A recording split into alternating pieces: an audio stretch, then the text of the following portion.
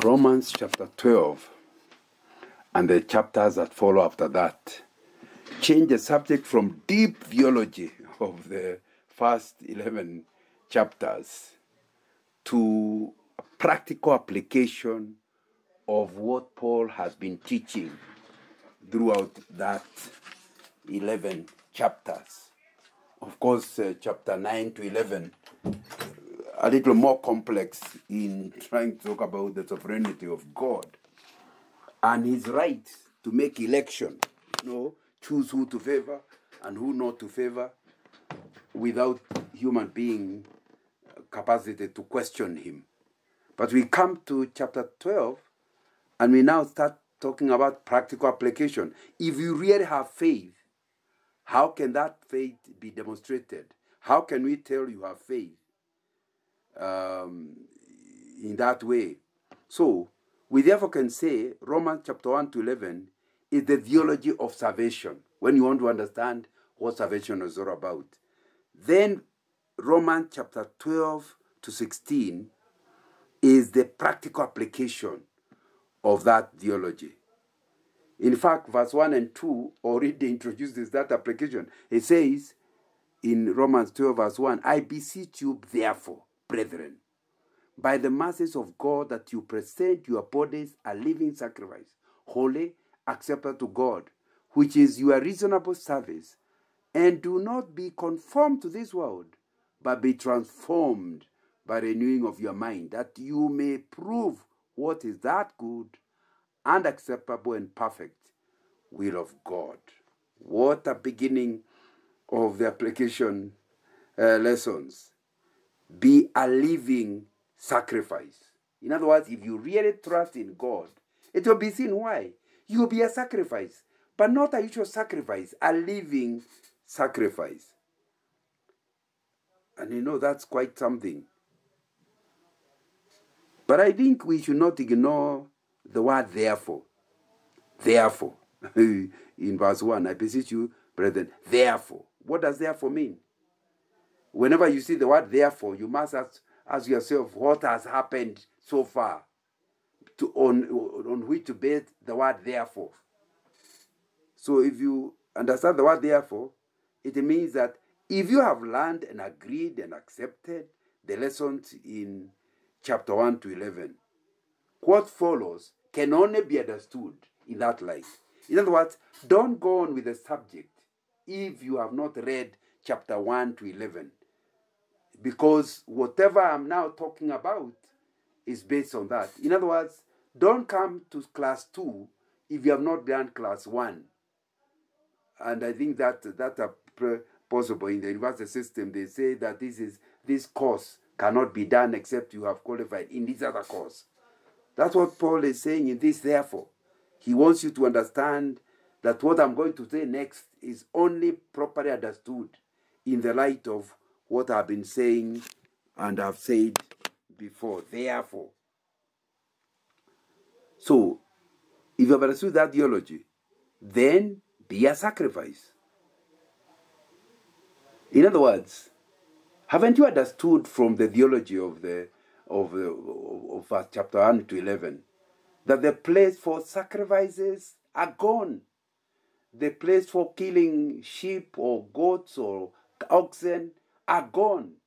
And yet it was the central part of religion in the Old Testament. But it's gone. It was the central part of religion in ATR, African Traditional Religion. But it's gone.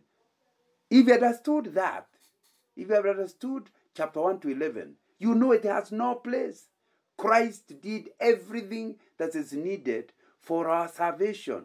So we are saved by faith. And he has spent long passages just explaining how important to understand that we are saved by grace through faith in the work of Jesus Christ on the cross. But now, you have to offer yourself. No longer necessary to offer animals. So what do? You yourself become the sacrifice. Do not bother offering cows. But I think it's also telling you do not bother offering money. We need to understand that there is no tithing or offering to the church work. that can get you salvation. God wants to offer yourself, not your money, but yourself. Offer yourself, not your money. Offer yourself, not your children. Offer yourself, not your spouse. Offer yourself, not your land. Before you can ever talk about giving God anything, the first thing He wants you is to offer yourself as a sacrifice. You as a sacrifice. And that's a very important thing you need to understand. You see, if you offer yourself, then whatever is on you will belong to the person you have offered yourself to. And I think that's a very well understood thing. There's a story I keep telling because I thought very interesting when I heard it, of this missionary when the foreigners first arrived in the Kenyan coast, and they used to go hunting, and they were hunting in the bush, and they met a lion, and that lion was just about to jump on one of the local hunters whom the foreigner also saw in the job of trying to hunt for antelope. So the African realized it's good as dead. His spears and everything could not get, and the lion came jumping high to land on him. So he closed his eyes not to see himself dying. You know something? He opened his eyes and realized the lion was dead beside him. And he wondered what happened. It's when he opened up, stood up, looked, and realized there was a white man not far from where he was. That's when it occurred to him. The light that stake he carries emits must be the one that killed the lion. So he went and asked the foreigner where he was staying, and the foreigner explained where his camp was. And he said, "I'll come to see you."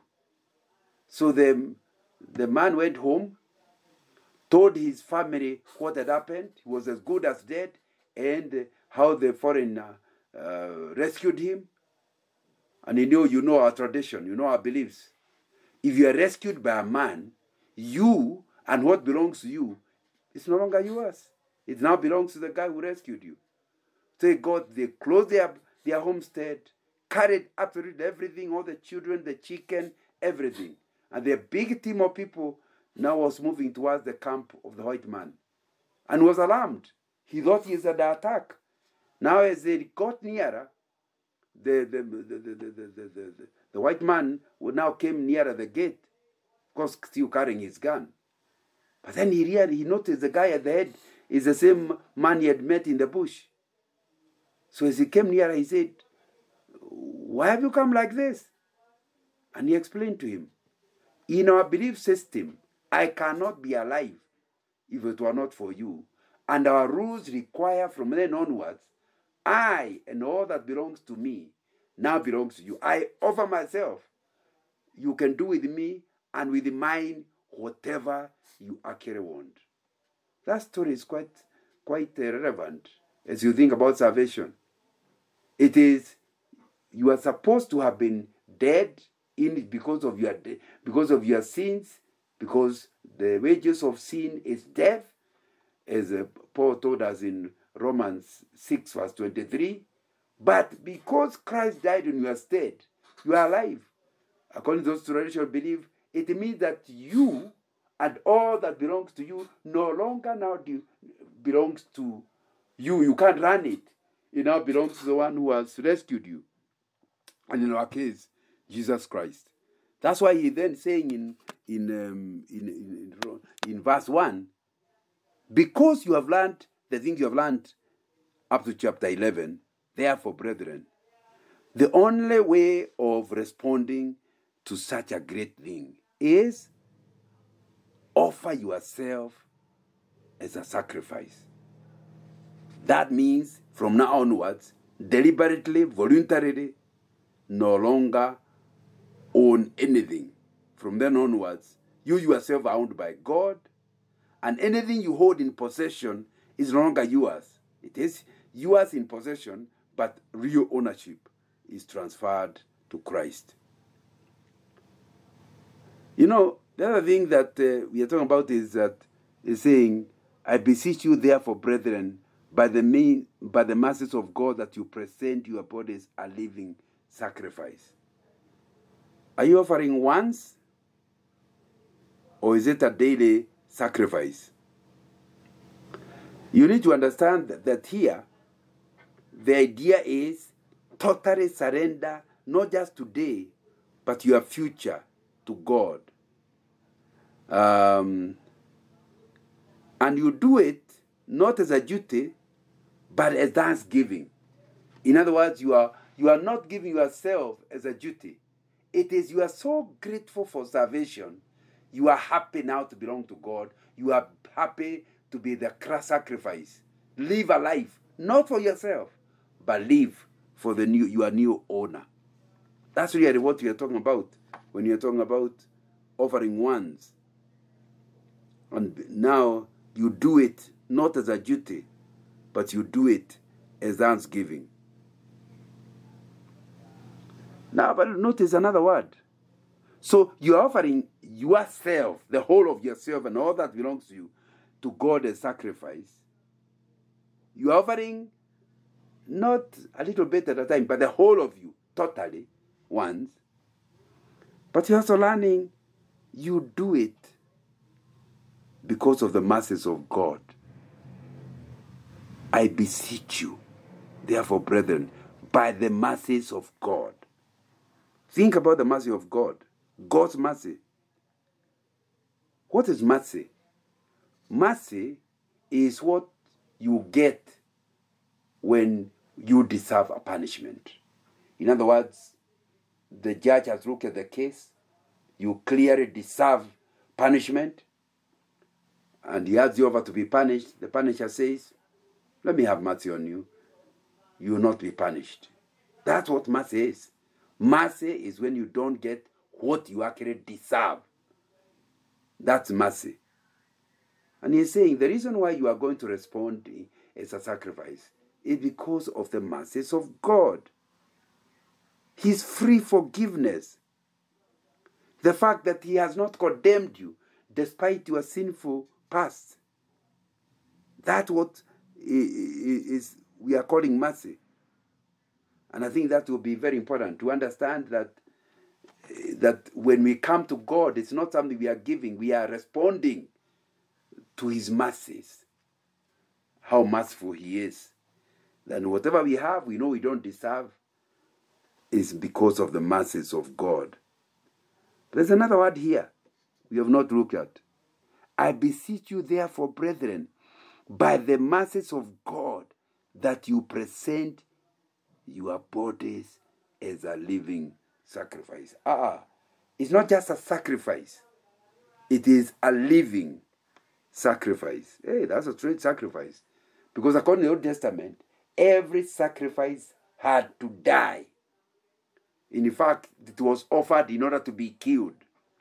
Here you are being told to offer yourself, but not to die. You have surrendered yourself totally to God, but it is now to start living for him. You are a living sacrifice. And I think that's an important thing. That is, alive with the Holy Spirit, guiding you, controlling you, is what you are going to have after salvation. This is not possible for the unsaved. Because anything they give, they assume they are donating to God. You know, the trouble is, this can only happen when you totally surrender yourself to God and die to the old self. Unfortunately, I have to say some of us don't fully die. It's like you are putting anesthesia so that you operate on a guy, then you don't put enough. So in the middle of the operation, the guy feels pain and jumps out of the operating table. That's what we seem to do. If you are a living sacrifice, it means you'll be alive. yet not in control of your life. But some of us, instead of dying, were anesthetized, which means they will not die. They look like dead, but they're actually not dead. They look like they surrendered their life to Christ, but they did not fully surrender. They are still in control of your life. So you're saying, offer yourself as a living sacrifice means you are alive, yet you are not in control of your life at all. You must not keep leaving the altar. Stay on the altar. This altar of surrendered life, living a life that honors God, is something that you have to ask yourself whether that is the way you are living. Offer yourself a living sacrifice. A sacrifice that doesn't die. A sacrifice that is only a sacrifice because you have chosen not to live for yourself. You have offered yourself to God. You know, when you offer a sacrifice, you don't do it with excessive time, or you don't give some of the idle time you have. Then you are not a living sacrifice. You know, some of us do our own things, our own way. Then once on a Sunday, we sacrifice by going to church. Then you haven't understood this living sacrifice business. If it's a living sacrifice, it means that you have surrendered absolutely all in your possession. It will still be in your possession, but now doesn't belong to you. It actually belongs to God.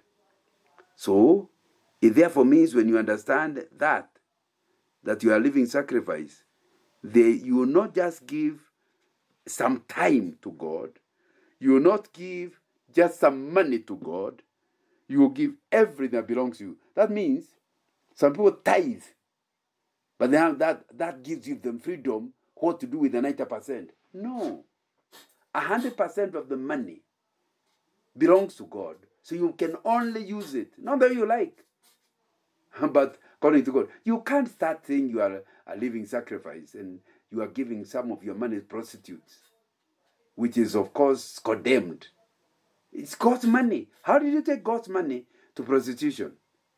You can't claim you are a living sacrifice, and part of God's money, you are bribing others. He has already condemned bribing. So if it's not your money, it is his money. How come you can use it to bribe policemen on the road? It's not your money. You can't do with God's money what you want with. It's God's money. I agree you are the one in possession, but as a living sacrifice, you have actually said, it doesn't belong to me, it belongs to God. So you do with God's money, God's work. And I think that's a very, very important thing to understand and deal with. A living sacrifice means you now don't belong to yourself. All that belongs to you now has a new owner. So we accept that you have things you are in possession of, but they are not yours. Your children, you are in possession of them, but they are not yours. Your spouse, you are in possession of, but they are not yours. So they all belong to God. So what you do to your spouse depends on whether you understand that spouse is God's donation to you. And therefore you, by getting saved, you lost ownership of that wife. She now belongs to God. And so you cannot do to her what the owner does not want you to do to her. And I think that's something important. So, a living sacrifice. And that will be very important. But the other thing that I note here, which we have not discussed yet, is that we are talking about a body. Offer yourself, or rather, I beseech you, brethren, therefore, brethren, by the mercies of God, that you present yourself, Old English says, offer yourself. But the real word is not yourself, is your bodies as a living sacrifice. In other words, some of us feel like when we became Christians, we offered our souls. Oh, well, how many souls came to the Lord? No? God is not after you winning souls. He's after people coming to him. That's why he doesn't ask you to win souls. He asks you to win disciples. And disciples have mind, body, and soul. So when you're offering yourself as a living sacrifice, your body must be part of it. Offer your body as a living sacrifice. A body. Not souls that came to Christ. It's your body. You all came to Christ. And I think that will be an important thing to understand. That's why you will be able to say with Paul, it's no longer I that lives, but Christ that lives in me. It's no longer I that lives, but Christ that lives in me. And I think that will be something very important to understand. Because you have offered your body, it's gone as a living sacrifice. So God is the one who is going to be in charge. But have you noticed that when you do that, you are giving a spiritual act? You are, as a living sacrifice, wholly acceptable to God. In other words, what you are doing is actually a spiritual act. It's not something people may not even notice, may not be aware, but between you and God, God knows you have surrendered everything to him. You can't do with it except what he allows you to do. So it's a spiritual sacrifice.